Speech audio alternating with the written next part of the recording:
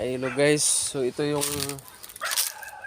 lugar kung saan ako nag-aaral ng high school. Nakituloy ako, nag-working student. So binisita ko kasi nakauwi ako ngayon sa Leyte, no? Andito ngayon sa Hindang, Leyte.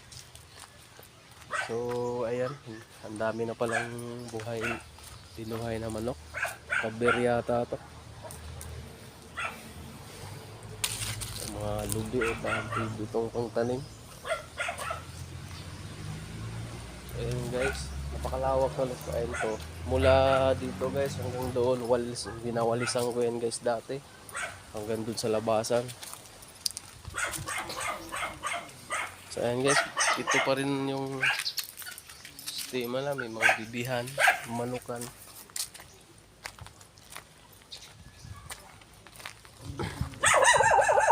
Ito yung shop.